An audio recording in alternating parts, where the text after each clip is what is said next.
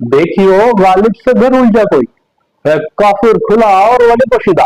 और आज कौमी असेंबली में इजहार ख्याल करते हुए जनाब जुनैद अकबर खान साहब ने पब्लिक अकाउंट कमेटी के चेयरमैन और सूबाई सदर पाकिस्तान तहरीक इंसाफ खैबर पख्तूनख्वा, उन्होंने ये खुला ही कह दिया कि जनाब जजेज की तनख्वाहें बंद कर दी जाए और जो बड़ी बड़ी अदालती इमारतें हैं उन्हें यूनिवर्सिटीज बना दिया जाए।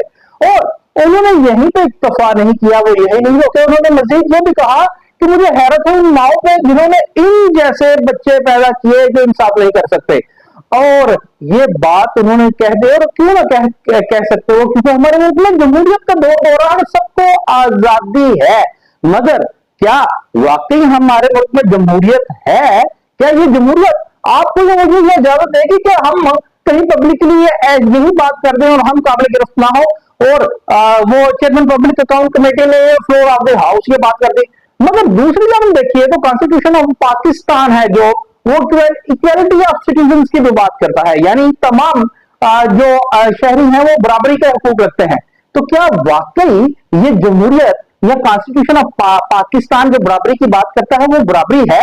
अगर है तो जुनैद अकबर खान साहब जैसी बात हम भी कर सकते हैं, और क्या हमें भी उसी तरह आजादी से करने दी जाएगी? और बिल्कुल हम नहीं कर सकते, ना हमें ये आजादी दी जाएगी, क्योंकि floor of house Junaid Akbar Khan साहब हो, सेनेटर हो, एमएनए हो या एमपीए हो, उसे जनाब इंडेमनिटी है।